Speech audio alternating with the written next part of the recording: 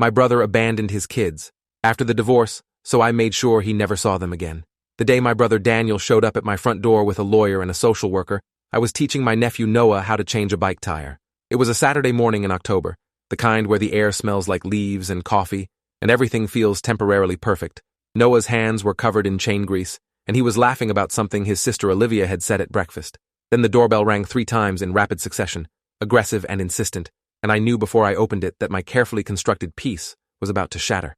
Daniel stood on my porch wearing a suit I'd never seen before, flanked by a woman in business attire holding a leather portfolio and a younger man with a county badge clipped to his belt. My brother looked different than he had 8 months ago, the last time I'd seen him. He'd lost weight, groomed his beard, and adopted the expression of someone who'd spent considerable money on advice about appearing responsible. The woman extended her hand with a practiced smile that didn't reach her eyes. "Mr. Montgomery, I'm attorney Diane Fletcher, and this is Child Protective Services investigator Paul Michaels. We're here regarding the welfare and custody arrangements of Olivia and Noah Montgomery. I'd been their primary guardian for 11 months. 11 months since Daniel had walked out on his wife Ashley during their divorce proceedings, moved to Portland with his girlfriend, and stopped returning calls about his children. 11 months since I'd found 8-year-old Olivia crying in the school parking lot because her father hadn't shown up for the 3rd visitation weekend in a row. 11 months since 5-year-old Noah had stopped asking when Daddy was coming home. The kids were inside my house right now, safe and healing, and this stranger with her leather portfolio thought she could evaluate that in a single visit. Daniel's voice had that rehearsed quality I recognized from childhood, the one he used when trying to convince Mom he hadn't broken something. "I've been getting help, therapy, job stability, the whole thing. I'm ready to be their father again." He paused, letting the words hang there like they meant something. "I have rights." Behind me, I heard Noah's footsteps stop in the hallway. The bike tire we'd been fixing could wait. Everything could wait. Because I'd spent nearly a year watching these children learn to trust again, to sleep through the night without nightmares, to believe that adults could be reliable, and I wasn't about to let the man who'd shattered that trust waltz back in because he'd attended a few therapy sessions and bought a suit. I should probably start at the beginning, back when Daniel's marriage to Ashley was still intact, at least on paper. They'd been together for 10 years, married for 9, and I'd watched the slow deterioration with the helpless frustration of someone observing a car accident in slow motion. Daniel had always been the golden child in our family, the one who did everything first and best, or so our mother Patricia believed. He was first to graduate college, first to get married, first to give our parents grandchildren. I was the younger brother, the steady one, the one who'd married my college girlfriend Jennifer and settled into a quiet life as a high school history teacher. Daniel worked in pharmaceutical sales, a job that required frequent travel and had increasingly kept him away from home. At first, Ashley had been understanding, packing his suitcase with the efficiency of someone who'd made peace with the arrangement. But over the years, I'd noticed the strain during family dinners, the way she'd flinch when his phone buzzed, how she'd stopped mentioning his absences and instead created elaborate explanations about Daddy's important work. The kids had absorbed this narrative completely. Olivia had once told me, with the solemn pride of a child repeating something she'd been taught, that her father was saving lives by traveling so much.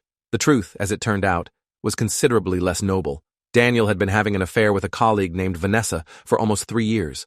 Ashley discovered this in the most mundane way possible, finding hotel receipts in cities where he supposedly hadn't traveled. She'd hired a private investigator, a decision she'd agonized over for weeks before confiding in me. I remember sitting in her kitchen while the kids watched television in the next room, listening to her describe the evidence with a voice that kept threatening to break. Photographs of Daniel and Vanessa at restaurants, vacation rentals, conference hotels, credit card statements for jewelry Ashley had never received, a pattern so obvious and sustained that it felt almost cruel in its carelessness. If you are enjoying this story already, please subscribe to see more stories like this. Ashley filed for divorce in January, requesting primary custody with standard visitation rights for Daniel. Despite everything, she'd been willing to co-parent, to maintain stability for Olivia and Noah. The kids were her priority, and she'd been prepared to swallow her anger and betrayal to ensure they maintained a relationship with their father.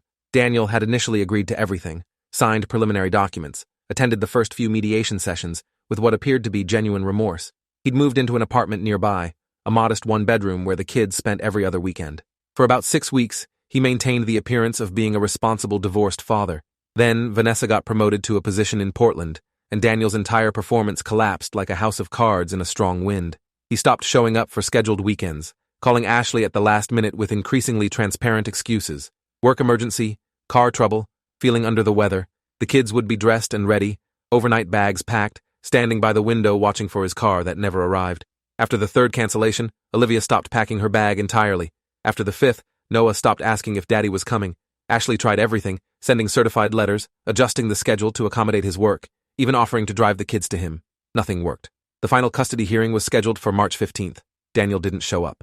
His lawyer appeared briefly to file a motion requesting postponement due to his client's relocation for work opportunities. The judge was not impressed, particularly when Ashley's attorney presented evidence of the missed visitations and unreturned child support payments. Daniel was ordered to maintain his support obligations and given a warning that continued absence would result in modification of custody arrangements. He never appeared in court again. By April, he'd moved to Portland completely. By May, he'd stopped returning phone calls entirely. The child support checks came sporadically, often weeks late, always with the minimum amount required by law. Ashley fell apart slowly, then all at once. She'd been holding herself together through the divorce with the desperate determination of someone who knows they can't afford to break down because two small humans depend on them. But the abandonment hit harder than the affair had. It wasn't just that Daniel had chosen another woman over their marriage. He'd chosen that woman, and a new life in a different city, over his own children. Ashley started missing work, forgetting to pack school lunches, sitting in her car in the driveway for hours at a time. Jennifer noticed first, calling me from Ashley's house one afternoon, where she'd stopped by to find my sister-in-law still in her pajamas at 3 p.m, the kids watching television and eating cereal for what was apparently their third meal of the day. We staged a gentle intervention, Jennifer and I, along with Ashley's sister Michelle. Ashley admitted she'd been having panic attacks, couldn't sleep, felt like she was drowning in the logistics of single parenthood while processing the emotional devastation of being abandoned. We convinced her to see a therapist, Dr. Rebecca Hayes, a clinical psychologist who specialized in divorce trauma. Dr. Hayes was in her 50s, with gray-streaked hair and the kind of calm presence that made confession feel safe. She diagnosed Ashley with severe depression and post-traumatic stress, prescribed medication, and recommended intensive outpatient therapy 3 times a week. The cost was astronomical. Ashley's insurance covered some, but not enough. That's when I made the offer that would change everything. Jennifer and I had been discussing it for weeks, lying awake in bed running through scenarios and logistics. We had a guest room that could be converted into a kids' room. Our house was in the same school district. Jennifer taught 3rd grade and had summers off, perfect for childcare. We could help with the kids while Ashley focused on getting better. It was supposed to be temporary, maybe a few months at most, just until she stabilized. Ashley agreed with the kind of grateful relief that broke my heart. She packed the kids' things with shaking hands, hugged them goodbye at our front door, and promised she'd be better soon. Noah adjusted quickly with the resilience of very small children. He attached himself to Jennifer immediately, following her around the house, helping with dinner, sleeping soundly in the new bunk bed we'd assembled. Olivia was harder. She was old enough to understand abandonment, old enough to internalize the belief that she'd somehow caused her father to leave. She spent the first month barely speaking, picking at her food, crying silently into her pillow at night. Jennifer and I took turns sitting with her, never pushing, just being present. Slowly, incrementally, she began to open up, about how Daddy had promised to take her to the science museum but never did, about how she'd heard her parents fighting and thought if she was quieter, better, smarter, they'd stop, about how she'd convinced herself that if she was perfect, Daddy would come back. I started documenting everything in a journal, not with any particular plan, just as a way to process what was happening. Dates when Daniel was supposed to call but didn't, school events he'd promised to attend via text but skipped, birthday cards that never arrived. The kids mentioned him less and less frequently as spring turned to summer. Ashley improved gradually under Dr. Hayes' care, started returning to work part-time, began looking for a smaller apartment she could afford. She visited the kids twice a week, taking them to the park or the library, slowly rebuilding her capacity to parent. She was getting better, but the recovery was measured in months, not weeks. Daniel called exactly once during those first 6 months. It was late June, and he sounded drunk, his words slightly slurred as he asked to speak to his kids. I asked where he'd been, why he hadn't returned any of the previous calls or emails.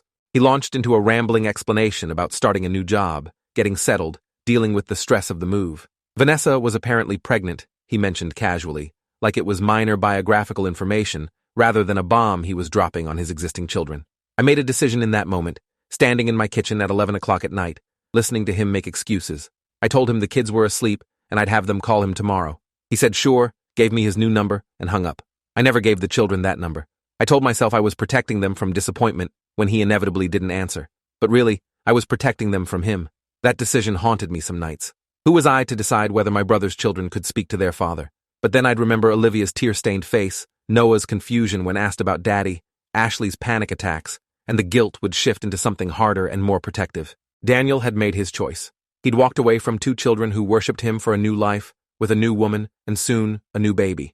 He didn't get to drift back in and out whenever guilt or nostalgia struck him. Stability, I'd learned from Dr. Hayes during the one session I'd attended with Ashley was more valuable than sporadic contact with an unreliable parent. The kids needed to know the adults in their lives would show up, day after day, without fail. By September, when school started again, we'd settled into a functional routine.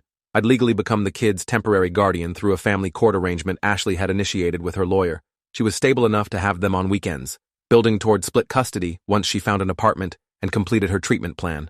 Jennifer and I had fallen into a comfortable co-parenting rhythm, trading off school pickup, homework help, bedtime stories. The kids called us Uncle James and Aunt Jennifer, maintaining the boundary between us and their actual parents.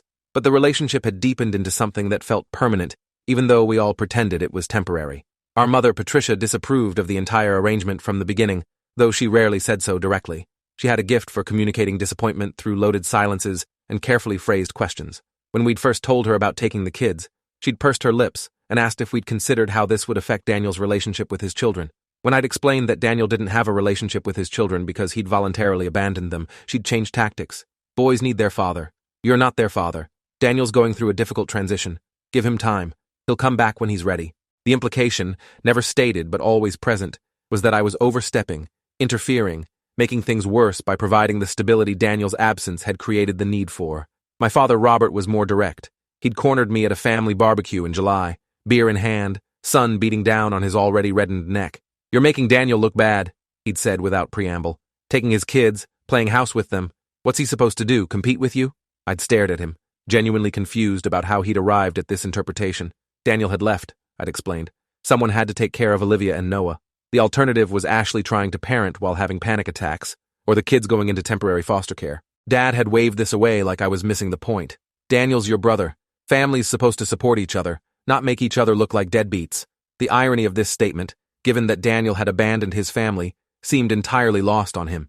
The extended family divided along predictable lines. My mother's sister, Aunt Carol, thought I was doing the right thing and said so loudly at every opportunity. My father's brother, Uncle Frank, thought I was emasculating my older brother by succeeding where he'd failed. Ashley's family was uniformly grateful and supportive, which created its own tension during the few family gatherings where both sides intersected. Jennifer's parents were proud of us, which my mother somehow took as an insult to her parenting, as though their approval implied criticism of how she'd raised Daniel. Every family dinner became a minefield of unspoken judgments and carefully avoided topics. Daniel himself remained absent and largely silent. He sent child support payments irregularly, always the court-mandated minimum, never a penny more. He called twice more over the summer, both times late at night, both times noticeably intoxicated. I stopped answering. He sent the kids a joint birthday present in August. A month late, something generic clearly purchased online without knowledge of their individual interests or ages. Olivia opened it with the careful politeness of a child who'd learned not to expect much, then quietly put it in her closet and never mentioned it again. Noah asked if the present meant Daddy was coming home. I didn't know how to answer that, so I said I didn't know, which was both true and cowardly. Fall brought new complications. Olivia's third-grade teacher, Mrs. Rachel Thompson, called me in for a conference in early October. Olivia had been acting out, she explained, nothing major but concerning, talking back, refusing to follow instructions, picking fights with other students. This was entirely unlike the quiet, compliant child I knew at home. Mrs. Thompson had experience with children of divorce and recognized the pattern immediately. Olivia was testing boundaries, trying to determine if the adults in her life would abandon her when she was difficult. It was, perversely, a sign of increasing security. She felt safe enough with me to misbehave, to check if I'd stick around when she wasn't perfect. Dr. Hayes confirmed this assessment when I mentioned it during a check-in call. She'd started seeing the kids monthly as a preventive measure, and Olivia had been opening up to her in ways she wouldn't with me. The child was angry, Dr. Hayes explained, and she had every right to be. Angry at her father for leaving, angry at her mother for being unable to care for her during the crisis, angry at the situation for existing at all. The acting out was healthy in a way, better to express anger than internalize it. But it needed to be managed carefully, channeled appropriately, processed through therapy, rather than punished into silence. I left that conversation feeling simultaneously relieved and overwhelmed. I wasn't prepared to parent someone else's children through complex trauma. I'd signed up to help temporarily, not to become a primary attachment figure for two kids processing abandonment. Jennifer held me that night while I confessed my doubts. What if we were making it worse? What if the kids needed their actual parents, flawed as they were, instead of well-meaning but inadequate substitutes? What if we'd inserted ourselves into a situation that would have resolved naturally if we'd just let Daniel hit bottom and bounce back? Jennifer listened with the patience of someone who'd had similar thoughts but worked through them already. She reminded me of Noah's nightmares during the first month, how they'd gradually stopped, Of Olivia's smile when I'd helped her with a science project, how genuine it had been. Of Ashley's progress in therapy, how she credited the relief of knowing her kids were safe with enabling her recovery. We were doing the right thing, Jennifer insisted. The hard thing, but the right thing. Then November arrived, and with it, Daniel's lawyer and the social worker on my front porch. I invited them inside because refusing would have looked defensive and suspicious. Investigator Michaels introduced himself with bureaucratic courtesy, explaining that Daniel had filed a petition to modify the custody arrangement. He'd completed an anger management course, maintained steady employment for 6 months, and established a stable home environment in Portland. He was requesting graduated reintroduction to his children's lives, starting with supervised visitation and building toward shared custody. Attorney Fletcher handed me a thick folder of documentation, certificates of completion from various programs, employment verification letters, a lease agreement for a 3-bedroom house, even a letter from his therapist attesting to his progress and readiness to parent. Daniel stood in my living room looking at the family photos on the walls, many of which now featured Olivia and Noah at various events over the past months. His expression was complicated, something between genuine emotion and calculated performance. "I made mistakes," he said, his voice carefully modulated. "I know that. I was overwhelmed. I handled the divorce badly. I ran away instead of facing my responsibilities. But I've been working on myself. I'm better now. I'm ready to be their father." He paused, and I saw his eyes glisten with what might have been real tears. "They're my kids, James. I never stopped loving them. I just needed time to become the father they deserve." It was a good speech, probably workshopped with his therapist and attorney Fletcher. It hit all the right notes: accountability, growth, love, readiness. The problem was that I'd heard Daniel give variations of this speech my entire life. When he'd wrecked Dad's car at 17, when he'd plagiarized a paper in college, when Mom had discovered he'd forged her signature on credit card applications. Daniel was exceptionally good at performing remorse, at saying exactly what people needed to hear to forgive him. What he was considerably less good at was actually changing his behavior. The pattern was always the same: transgression, discovery, eloquent apology, brief period of improved behavior, gradual slide back into old patterns, new transgression. I'd watched this cycle repeat for 33 years. If this story keeps your interest, please subscribe to get more stories like this. Investigator Michaels asked to see the children's living arrangements. I showed him their room, the bunk bed we'd bought, the closet full of clothes, the bookshelf organized by reading level, the art supplies and toys. He took notes on everything, his face professionally neutral. He asked about their school performance, their friends, their routine, their relationship with their mother. I answered honestly, explaining the temporary guardianship arrangement, Ashley's ongoing therapy, the plan to eventually return to split custody between Ashley and me once she was fully stable. Michaels wrote everything down with the methodical precision of someone who'd conducted hundreds of these evaluations. Attorney Fletcher asked about Daniel's contact with the children since the divorce. I retrieved my journal, the one where I'd been documenting everything. 3 completed phone calls in 8 months. 1 late birthday present. 0 in-person visits. Multiple missed child support payments. I showed her the texts from Daniel promising to call, followed by days of silence.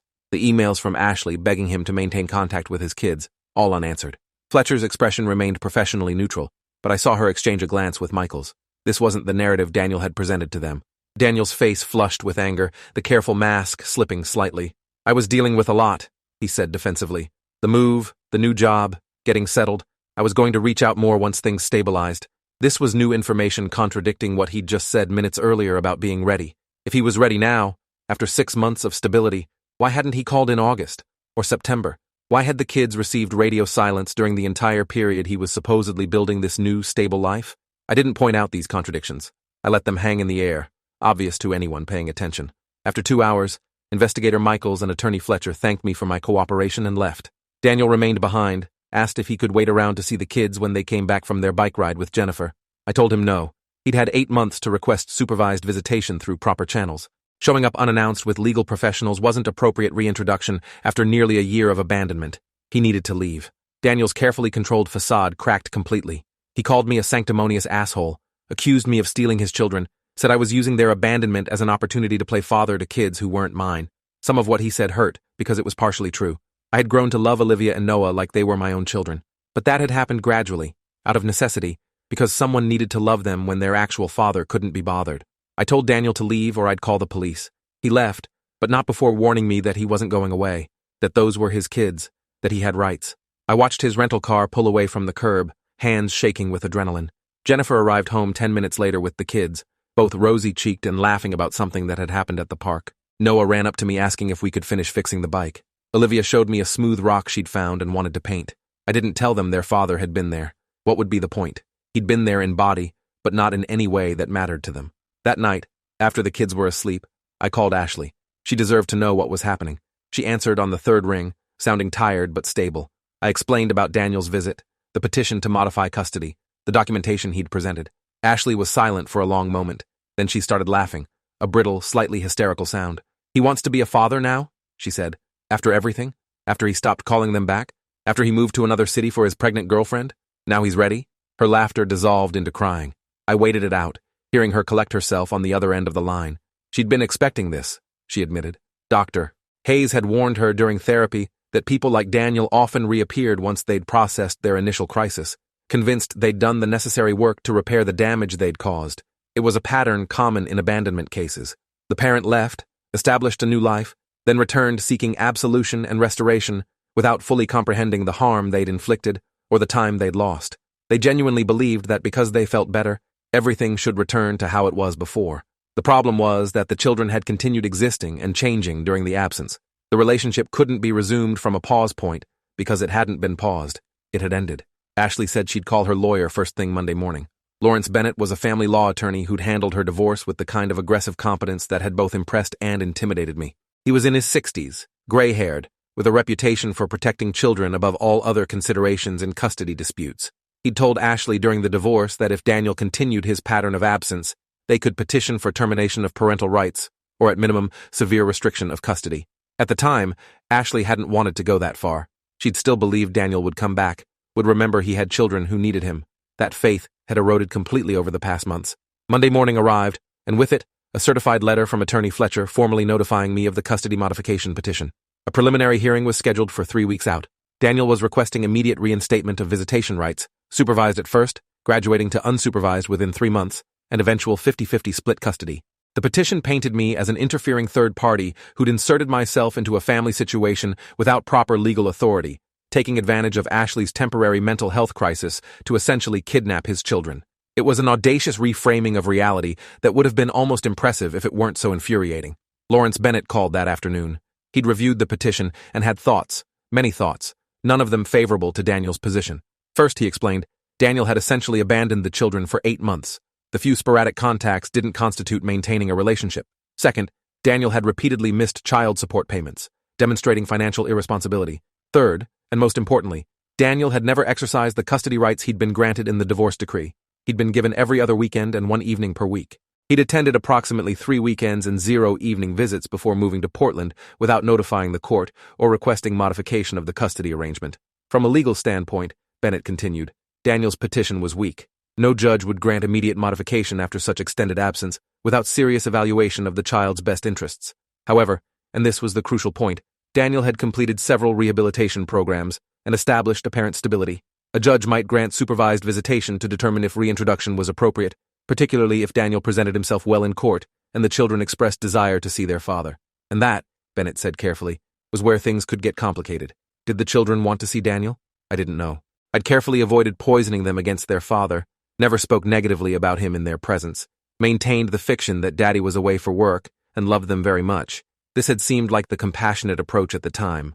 Now I wondered if I'd done them a disservice by not preparing them for the reality that their father had chosen to leave and might not come back. Olivia rarely mentioned Daniel anymore. Noah occasionally asked about him in the abstract way children ask about distant relatives they barely remember. Neither had expressed active desire for contact. But would a judge consider that preference valid, or dismiss it as the result of my influence during their time in my care? Bennett recommended we document everything, the kids' current routine, their school performance, their therapy sessions with Dr. Hayes, their relationship with Ashley, every aspect of their lives that demonstrated stability and appropriate care. He also suggested we request a guardian ad litem, a lawyer appointed specifically to represent the children's interests, independently of either parent's desires. This person could evaluate what was actually best for Olivia and Noah without the bias of adult agendas. I agreed to everything, feeling the situation shift from family conflict to legal warfare. Jennifer took the news better than I expected. She'd been preparing herself for this possibility since we'd first agreed to take the kids. We both knew our custody was temporary, that either Ashley or Daniel could reassert parental rights at any time, but knowing something intellectually and experiencing it emotionally were entirely different. That evening, we sat the kids down for a gentle conversation. Their father wanted to see them, we explained. Did they want to see him? Olivia's face closed off immediately, that careful blankness I'd learned to recognize as her processing complex emotions. Noah looked confused, asking if Daddy was coming to live with us. I clarified that Daddy lived in Portland now, with a new family, but wanted to visit them sometimes. Olivia spoke first, her voice small but steady. Does he have to? The question broke my heart, because it shouldn't have to be asked. Children shouldn't have to decide if they want contact with a parent who abandoned them. I told her nobody had to do anything they didn't want to, which was both true and not true. If the court ordered visitation, she'd have to comply regardless of her wishes. But I couldn't say that to an 8-year-old girl who was already carrying too much anxiety about adult decisions. Noah said he wanted to see Daddy, but then asked if Daddy would bring presents, which suggested he was confusing his father with a holiday visit from a distant relative. Dr. Hayes agreed to evaluate both children and provide professional recommendations to the court. She conducted several sessions over the next 2 weeks, using play therapy and gentle questioning to understand their emotional states and attachment patterns. When she called to discuss her findings, her voice was grimmer than I'd ever heard it. Both children showed signs of anxious attachment relating to their father, she explained. They associated him with broken promises, disappointment, and abandonment. Olivia had explicitly stated she didn't want to see Daniel, that she was worried he would leave again and make her sad. Noah's desires were less clear because he didn't fully understand the situation. He missed the idea of a father more than the actual person. Dr. Hayes' professional recommendation would be that any reintroduction be extremely gradual, heavily supervised, and contingent on Daniel demonstrating consistent, reliable presence over an extended period. Forcing immediate contact would likely re-traumatize both children, particularly Olivia. She would testify to this effect if called. I felt simultaneously vindicated and terrified. Vindicated because a professional confirmed what I'd been feeling intuitively. Terrified because I knew how family courts worked. Sometimes the system prioritized parental rights over children's expressed wishes, operated on the assumption that a relationship with both biological parents was inherently valuable, regardless of the child's emotional reality. The preliminary hearing arrived on a gray November morning. The courthouse was the same building where Daniel's divorce had been finalized, where Ashley had stood and requested reasonable custody arrangements, only to watch her ex-husband agree and then disappear. Lawrence Bennett met us outside, briefcase in hand, exuding the calm confidence of someone who'd argued hundreds of these cases. Ashley came too, dressed professionally, her medication and therapy evident in her steady demeanor. She'd come so far in the past months, was planning to move into her new apartment in December, was preparing to resume split custody with me in the new year. This proceeding could derail everything. Daniel arrived with attorney Fletcher and, surprisingly, Vanessa. She was visibly pregnant, maybe 7 months along, and her presence felt like both a shield and a weapon. Look at my stable family, Daniel seemed to be saying. I'm ready to be a father because I'm about to be a father again. It was manipulative, but potentially effective. Judge Ronald Thompson presided, a man in his early 60s who'd been on the family court bench for 20 years. He had a reputation for being fair, but traditional, prone to believing that children needed both parents whenever remotely feasible. Attorney Fletcher presented Daniel's case first. Her client had experienced significant mental health struggles during his divorce, she explained, leading to poor judgment and temporary abdication of parental responsibilities. Since then, he'd engaged in extensive therapy, completed parenting classes, maintained steady employment, established a stable home, and prepared himself to resume his role as father. He deeply regretted his absence and was committed to rebuilding relationships with his children. She presented his certificates, his employment records, his therapist's letter, even character references from colleagues and friends. It was an impressive pile of paper that suggested genuine rehabilitation. Lawrence Bennett's cross-examination was surgical. He asked Daniel directly about his contact with the children over the past 8 months. Daniel admitted it had been minimal, but claimed he'd been respecting their mother's wishes to give them space. Bennett produced emails from Ashley explicitly asking for more contact, destroying that narrative. He asked about the missed child support payments. Daniel claimed financial difficulty during the transition, despite having employment records showing substantial income. Bennett asked why Daniel had moved to Portland without notifying the court or requesting custody modification. Daniel had no good answer, mumbling something about life circumstances and opportunities. Then Bennett called Dr. Hayes to testify. She explained her work with both children, her professional assessment of their emotional states, and her recommendation against forced reintroduction. Olivia was experiencing anxiety specifically related to her father, she testified. The child had made significant progress in therapy, but that progress was predicated on the stability she'd found in her current living arrangement. Forcing contact with a parent who'd abandoned her would likely cause regression in her mental health. Noah's situation was more complex, but similarly delicate. He needed consistency and reliability, neither of which Daniel had demonstrated. Attorney Fletcher objected repeatedly, arguing that Dr. Hayes was biased because Ashley had retained her initially. Judge Thompson overruled most objections, clearly interested in hearing the psychologist's full assessment.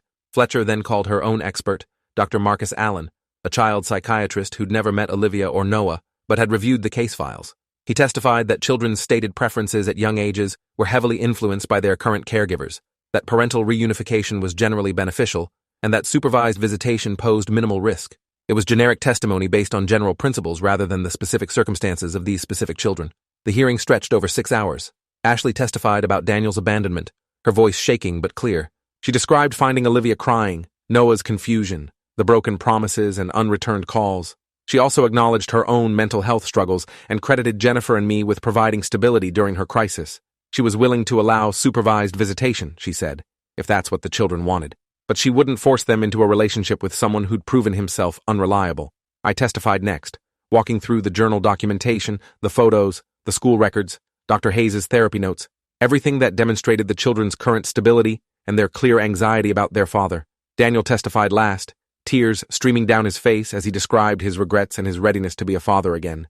He admitted his mistakes, took full responsibility, expressed genuine seeming remorse. He talked about how becoming a father again with Vanessa had clarified what he'd lost with Olivia and Noah, how desperately he wanted to repair those relationships before it was too late. It was powerful testimony, emotionally resonant, exactly what a judge might want to hear from a parent seeking redemption. Judge Thompson asked Daniel directly why he'd gone 8 months with almost no contact. Daniel's answer was revealing in its honesty. He'd been ashamed, he said. Ashamed of what he'd done, how he'd failed them. He'd convinced himself they were better off without him. Only through therapy had he realized that was his shame talking, not truth. Judge Thompson announced he would take the matter under advisement and issue a ruling within 2 weeks. In the interim, the existing custody arrangement would remain unchanged. We filed out of the courthouse into cold afternoon drizzle. Ashley hugged me in the parking lot, both of us emotionally exhausted. Lawrence Bennett said the hearing had gone as well as could be expected, but warned that Judge Thompson was unpredictable in these cases. We'd presented strong evidence, but so had Daniel's team. The decision could go either way. The waiting was excruciating. I threw myself into routine with the kids, helping with homework, making dinner, reading bedtime stories, all while wondering if these ordinary moments were numbered. Jennifer and I avoided discussing the case in front of them, but they sensed our tension. Olivia became clingy, following me from room to room. Noah had a nightmare about being taken away by strangers. Life continued in that suspended state of normal activity, layered with pervasive dread. Judge Thompson's ruling arrived by mail on a Monday afternoon, 2 weeks and 1 day after the hearing. I opened the envelope with shaking hands, reading the first paragraph 3 times before my brain could process it. The court found that while Daniel had demonstrated some progress toward rehabilitation, he had not sufficiently proven that modification of the current custody arrangement was in the best interests of the minor children. The ruling cited Dr. Hayes' testimony extensively, noting that the children's emotional well-being must take precedence over parental desires for access. However, the court was willing to grant Daniel supervised visitation, 2 hours once per month, to be conducted at a professional visitation center with a licensed supervisor present. This arrangement would be reviewed in 6 months to determine if increased contact was appropriate. It was a compromise ruling, satisfying neither side completely, but arguably protecting the children. Daniel got visitation, but under strict supervision. The kids weren't forced into unsupervised contact with someone they barely knew and feared would abandon them again. Lawrence Bennett called it a significant victory, explaining that many judges would have granted much more extensive access. We'd established that Daniel's rights were secondary to the children's welfare, which would make any future modification petitions more difficult for him. Ashley was relieved but wary, knowing this wasn't over. Daniel would almost certainly appeal or petition for modification again in 6 months. I should have felt victorious. We'd won, essentially. The kids were staying with me, maintaining their stability, protected from forced reintegration with an unreliable parent, but I felt hollowed out instead, aware that we were locked into an ongoing conflict that might span years. Daniel's attorney filed a notice of appeal 3 days after the ruling, arguing that Judge Thompson had overweighted the testimony of a biased therapist and underweighted Daniel's constitutional parental rights. The legal battle was far from over. The first supervised visitation was scheduled for December 15th at a facility called Family Bridges Visitation Center. It was a cheerful-looking building with play areas visible through windows, designed to feel non-threatening to children. Jennifer and I drove the kids there on a Saturday morning, Olivia silent and tense in the back seat, Noah asking repetitive questions about what was going to happen. A supervisor named Kathleen Reynolds greeted us at the entrance, her manner practiced and soothing. She explained the process. She'd stay in the room with the children and Daniel the entire time, taking notes, but not interfering unless safety concerns arose. Parents could bring age-appropriate activities. The session would last exactly 2 hours. Daniel arrived 10 minutes early, carrying a bag of wrapped presents and looking nervous. He'd dressed casually, jeans and a sweater, probably coached by Attorney Fletcher to avoid appearing overly formal or intimidating. Vanessa wasn't with him, which seemed like a strategic choice. Kathleen ushered everyone into a bright room with toys and books scattered around.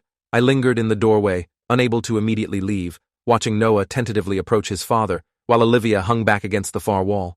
Jennifer pulled me away gently. We had to let this happen, she reminded me. We'd done everything we could to protect them. Now we had to trust the process, and trust that Kathleen would do her job. We spent 2 hours at a nearby coffee shop, neither of us able to focus on anything except watching the clock. When we returned to Family Bridges, Kathleen met us with a neutral expression that told me nothing. The kids emerged looking drained. Daniel walked past without making eye contact, his earlier confidence visibly deflated. In the car, I asked how it had gone. Noah said it was okay, that Daddy had brought them presents and played blocks with him. Olivia said nothing, staring out the window with that closed-off expression. Later that evening, after Noah was asleep, she came to my room. He asked if I forgive him, she told me quietly. I didn't know what to say. I asked what she wanted to say. I don't know if I forgive him, she admitted. Is that okay? I told her it was more than okay, that forgiveness wasn't something anyone could force or rush, that she got to decide how she felt about her father, and nobody else's opinion mattered. Kathleen's report arrived by email the following Monday. The visitation had been cordial but strained, she wrote. The father attempted to engage both children with varying success. The younger child was more responsive. The older remained guarded. The father apologized repeatedly for his absence, which seemed to increase the older child's discomfort, rather than provide comfort. Kathleen's professional opinion was that the father appeared genuine in his desire to reconnect, but lacked understanding of the emotional impact his abandonment had caused. She recommended continued supervised visitation with family therapy if the relationship was to be rebuilt meaningfully. Daniel's pattern over the next months was telling.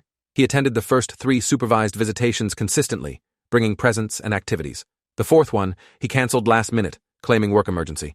The 5th, he showed up 30 minutes late. The 6-month review hearing approached, and Lawrence Bennett compiled documentation of Daniel's inconsistency once again. 3 missed visitations out of 6 scheduled, multiple late arrivals, no engagement with the recommended family therapy, the same pattern repeating itself, the initial surge of effort gradually deteriorating into unreliability. At the review hearing in May, Judge Thompson was noticeably less patient with Daniel. He'd been given the exact opportunity he'd requested, the judge noted, and he'd failed to demonstrate the consistency necessary to increase contact. The supervised visitation order would continue unchanged for another 6 months, with the warning that continued unreliability would result in termination of even the limited contact currently allowed. Daniel looked genuinely shocked, apparently having convinced himself that merely showing up most of the time was sufficient. Over the following months, Daniel's commitment crumbled completely. He missed more visitations than he attended. When he did show up, he seemed distracted, frequently checking his phone. Vanessa had given birth to a daughter, Isabel, in January, and Daniel's attention was clearly focused on his new family, rather than repairing relationships with his existing children. Olivia stopped pretending to look forward to visitations. Noah began responding to them with the same indifference he showed toward any other routine obligation, like dentist appointments or getting haircuts. The year anniversary of the kids moving in with us arrived quietly. Ashley had been in her new apartment for 5 months, was back at work full-time, and had the kids every weekend.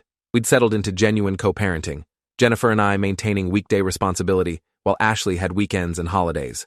It wasn't the arrangement any of us had expected, but it worked. The kids were thriving, both doing well in school, making friends, sleeping through the night without nightmares. They called me Uncle James, but with a depth of affection that felt parental. They called Ashley Mom with increasing confidence as she continued her recovery. Daniel's second petition for custody modification landed in September, almost exactly a year after his first. Attorney Fletcher had been replaced by a new lawyer, Gregory Hamilton, who took an even more aggressive approach. The petition accused me of parental alienation, of deliberately sabotaging Daniel's relationship with his children through my influence. It claimed the supervised visitation center was unnecessarily restrictive and that Daniel's occasional missed visits were understandable given the distance and his work schedule. Hamilton requested immediate unsupervised overnight visitation, arguing that a full year of supervised visits had proven Daniel posed no danger to the children. Lawrence Bennett filed a motion to dismiss based on Daniel's documented unreliability and the children's continued resistance to increased contact. He also filed a counter-petition on Ashley's behalf for termination of Daniel's parental rights entirely. This was the nuclear option, Bennett explained, and unlikely to succeed. But filing it sent a message that we were done playing games, that Daniel's pattern of absence and unreliability had consequences beyond limited visitation. The strategy was to make Daniel defend his right to any contact rather than us defending our right to limit it. The hearing was scheduled for November, coinciding with the 2nd anniversary of Daniel's initial abandonment. Dr. Hayes submitted updated evaluations of both children. Olivia, now 9 years old, had explicitly stated she wanted no contact with her father. She understood he was her biological parent, but didn't feel safe with him emotionally. Noah, at 7, was more ambivalent, but expressed no particular desire for increased time.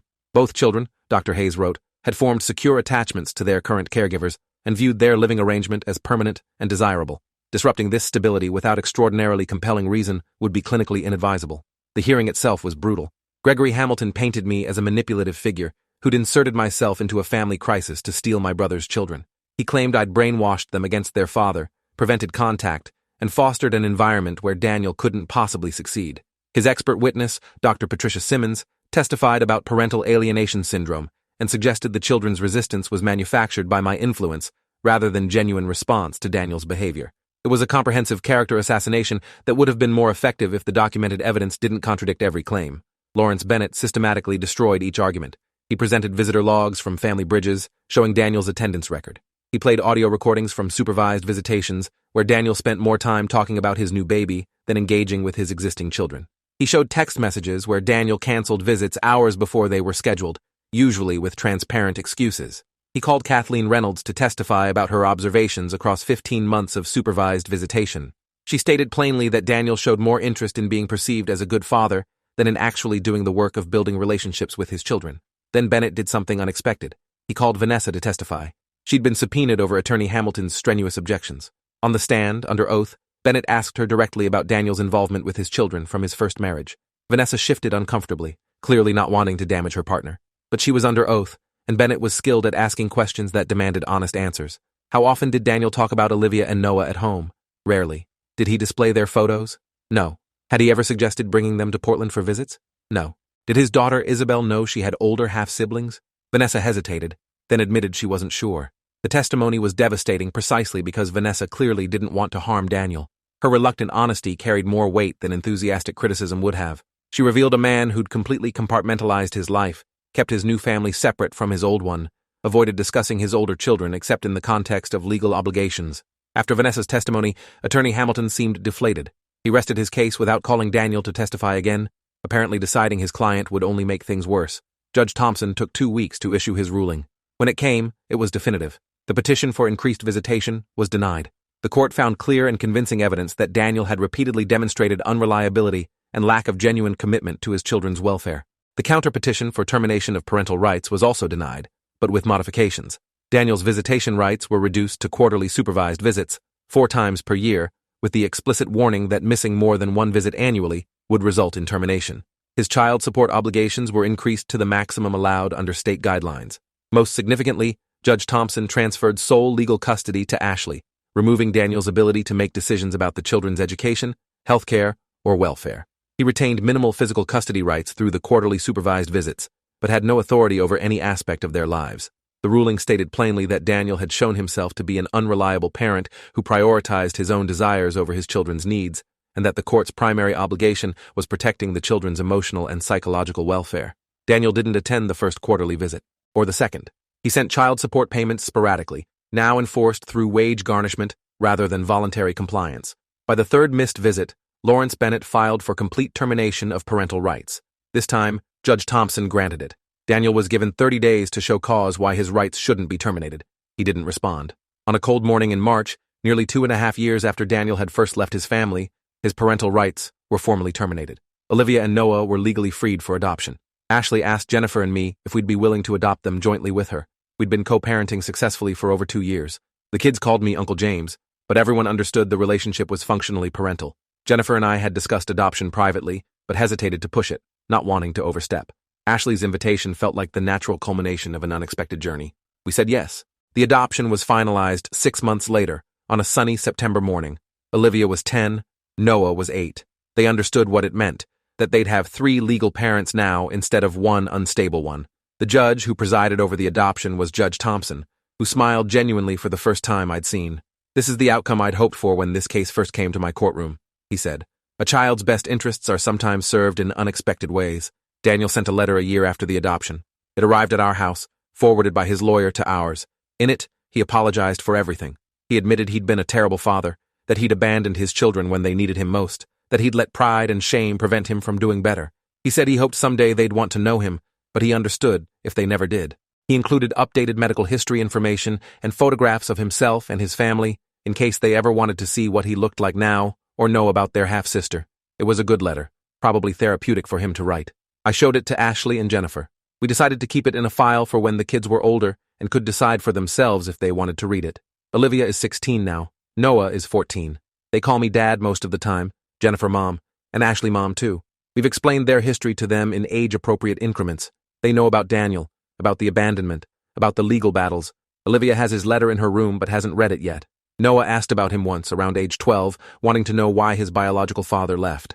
I told him the truth, that sometimes adults make terrible choices, and the people who love them most pay the price. That his father had problems he couldn't overcome, demons he couldn't fight, weaknesses he couldn't acknowledge, but that none of it was Noah's fault, or Olivia's, or anyone's except the man who chose to walk away. They're good kids, honor roll students, both of them. Olivia plays soccer and is president of her school's science club. Noah is on the debate team and volunteers at the animal shelter. They've grown up with the security of knowing the adults in their lives show up consistently, without drama or chaos. They've learned what reliable love looks like. That, more than the legal victories or the terminated rights or the adoption papers, feels like the real success. We took 2 abandoned children and gave them the stability their father couldn't provide. We became the family they deserved. Thanks for watching till the end. Make sure to subscribe and like to not miss the next story.